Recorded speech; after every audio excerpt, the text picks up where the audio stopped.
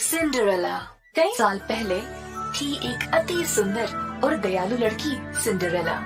Cinderella की माँ उसके बचपन में ही चल बसी थी। कम उम्र से ही सिंड्रेला को अपने पिताजी का और अपनी सौतेली बहनों का ख्याल रखना पड़ा, क्योंकि उसकी माँ असल में उसके पिता की दूसरी पत्नी थी। सिंड्रेला की बहनें उसको बिल्कुल पसंद नहीं करते थे। के बाद भी वे सिंड्रेला को नौकरानी की तरह रखते थे और बुरा बर्ताव करते थे।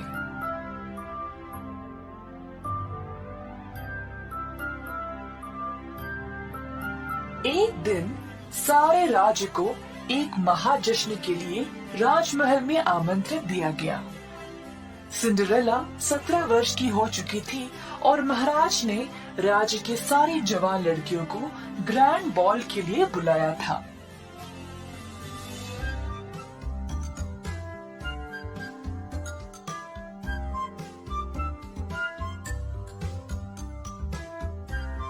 परंतु सिंड्रेला की सौतेली माँ ने उसको जाने नहीं दिया और उल्टा उसके हाथ खुद को और अपने बेटियों को जश्न के लिए तैयार करवाया।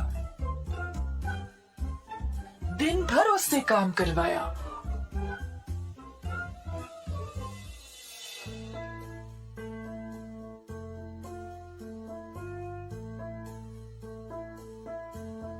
और अंत में उसके गाउन को फाड़कर आग में डाल दिया ताकि वह जा ना सके। फिर उसको घर पर अकेला छोड़कर चले गए। सिंड्रेला दुखी होकर रोने लगी। वह हार मानने ही वाली थी जब एक परी देवी माँ उसके सामने प्रकट हुई। मेरी प्यारी सिंड्रेला, मत रो, मैं तुम्हें ग्रैंड बॉल पर भेजूंगी, पर मेरे पास पहनने के लिए कोई गाउन नहीं है और मेरी सौतेली माँ और बहनों ने मुझे यहाँ अकेला छोड़ दिया है। चिंता मत करो मेरी बच्ची, थोड़ा सा विश्वास और जादू से सब ठीक हो जाएगा। पिपडी पॉपडी बू। परी देवी माँ ने अपनी जादुई छड़ी को चलाया और सिंड्रेला के फटे पुराने कपड़े सुंदर गाउन में बदल गए। फिर एक और लहर से सिंड्रेला के पैरों में चमकीले शीशे के जूते आ गए। वाओ, ये गाउन तो बहुत ही सुंदर है परी माँ, पर मैं राजमहल तक पहुँचूंगी कैसे? परी देवी माँ ने देखा कि कुछ 6 चूहे बाग में एक कद्दू के पास खेल रहे थे। उनकी ओर अपनी छड़ी घुमाई और बोली, बिपडी बॉपडी बू। तुरंत 4 चूहे चमकीले काले घोड़ों में बदल गए और 2 गाड़ी वालों में। कद्दू बन गया एक सुनहरी गाड़ी। सिंड्रेला ये सब देखकर खुशी से झूम उठी। राजमहल की ओर निकलने से पहले परी देवी माँ ने बोला, ओह सिंड्रेला, ये जादू रात के 12 बजे तक ही रहेगा। तुम्हें उससे पहले घर वापस लौटना पड़ेगा। ठीक है, बहुत बहुत शुक्रिया परी माँ। जब सिंड्रेला राजमहल में प्रवेश हुई तो सब लोग उसकी सुंदरता पर फिदा हो गए, पर किसी ने भी उसको पहचाना नहीं, बल्कि उसकी सौतेली माँ और बहनों ने भी नहीं।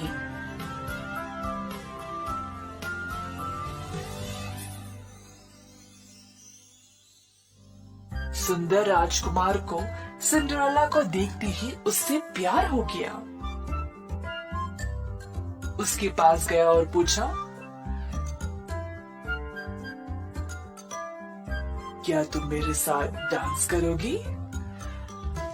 हाँ। राजकुमार ने पूरा समय सिर्फ सिंड्रेला के साथ डांस किया। सिंड्रेला राजकुमार के साथ इतनी खुश थी कि उसको समय का पता ही नहीं चला। अचानक से उसको समय का याद आया और वह तुरंत घर की ओर वापस दौड़ निकली। ओह नहीं, मुझे जाना पड़ेगा, बोली सिंड्रेला और राजमहल से बाहर निकलने लगी। जल्दी में उसका एक शीशे का जूता निकल आया और सिंड्रेला को उसको वापस उठाने का समय भी नहीं था।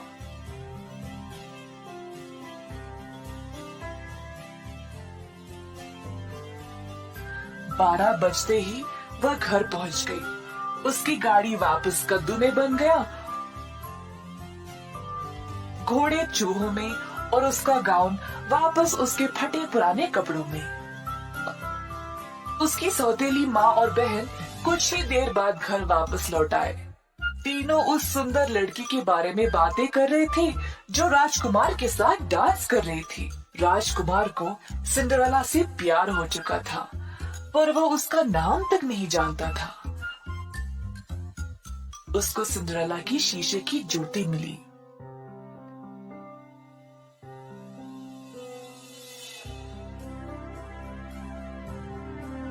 मैं उसको ढूंढ के रहूंगा। जिस लड़की का भी पैर इस जूते में आएगा वही मेरी रानी बनेगी। अगले दिन से राजकुमार और उसके सेवक निकले उस लड़की की तलाश में। घर घर गए हर लड़की को उस जूती पहनाने के लिए, पर किसी का भी पैर उसमें आया ही नहीं।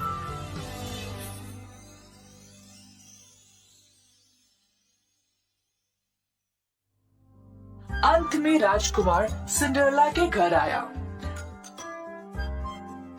सौतेली बहनों ने अपने पैर जोर जबरदस्ती उस जूती में डालने की कोशिश की, पर हो ही नहीं पाया।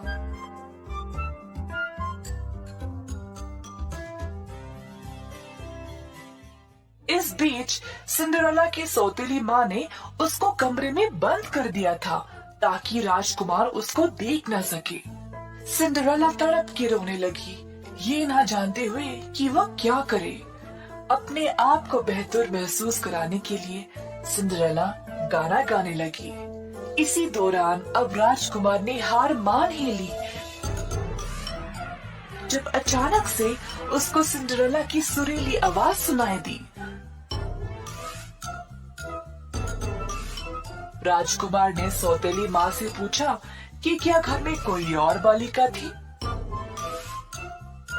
सौतेली माँ ने बहुत कोशिश की राजकुमार को वहाँ से भेजने के लिए, पर राजकुमार ने अपने सैनिकों को आदेश दिया घर की तलाशी करने के लिए। आखिरकार सिंड्रेला को ढूंढ लाया गया और फिर जब उसने जूती को पहना तो उसको अच्छे से आ गया। राजकुमार ने अपने प्यार को पहचान लिया था।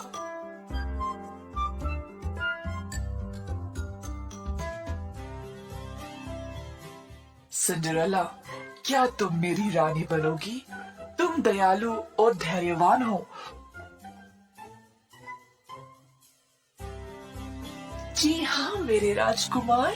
तो अंत में सिंड्रेला और राजकुमार की शादी हो गई और दोनों ने खुशी से अपनी जिंदगी का शुरुआत किया। सिंड्रेला ने अपनी बहनों को भी माफ कर दिया।